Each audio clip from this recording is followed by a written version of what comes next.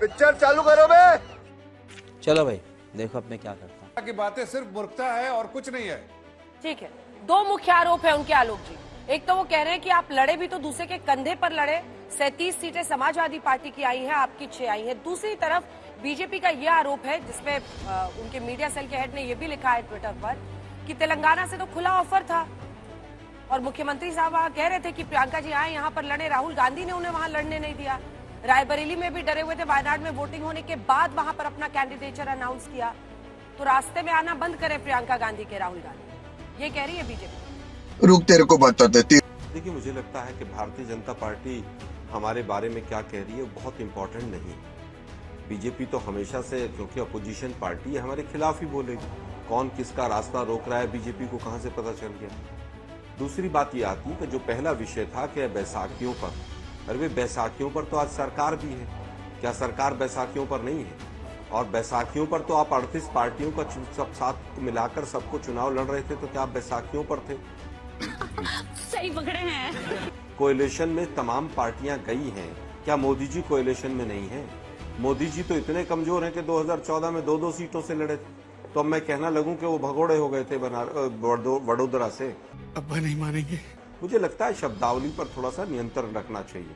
किसी सांसद के लिए, जीते हुए के लिए मूर्खता का शब्द इस्तेमाल करना शोभा नहीं देता है। वापस आता हूं, उन्होंने कहा सपनों में जी रहे। अरे भी सपनों में तो 10 साल तक पूरा देश जीता रहा और उसी का रिजल्ट आया कि जो जिस तरह से तमाम चीजों का दुरुपयोग करने के बाद भी आप बड़ी मुश्किल से सरकार बचा पाए और उसमें भी तमाम चीजें आ रही हैं।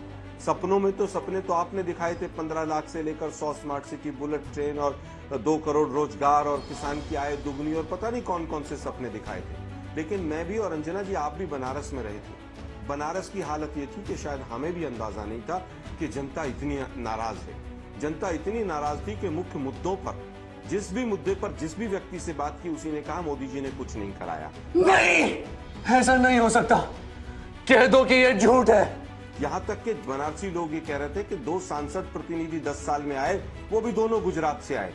एक ने तो पूरा भ्रष्टाचार फैलाया, तांडव किया, वहां पर जमीनों का अंबार लगा दिया गंगा के किनारे। और दूसरी बात उन्होंने कहा कि बनारसियों को तो इस लायक भी नहीं समझा कि बनारस हिंदू यूनिवर्सिटी में वाइस चांसलर रख लें।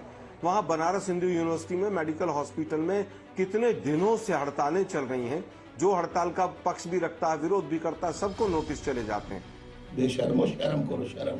यहाँ तक के वहां पर विकास के नाम पर केवल और केवल कुछ मंदिर तोड़े गए और उन मंदिरों के तोड़ने के साथ साथ वो जितने पुजारी थे आज तक भी नाराज हैं।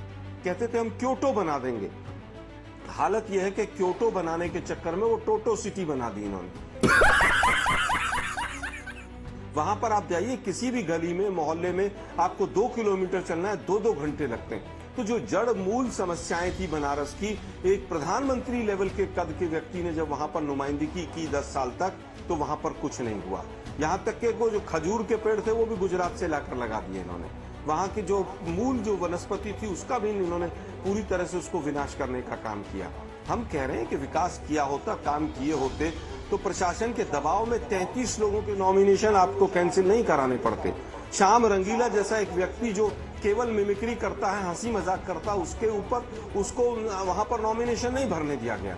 और यहाँ तक के शंकराचार्य जो हिंदू महासभा पूरी तरह से विरोध में खड़ी थी, वो अपना कैंडिडेट उतारना चाहती थी, उसको भी नहीं उतारने दिया।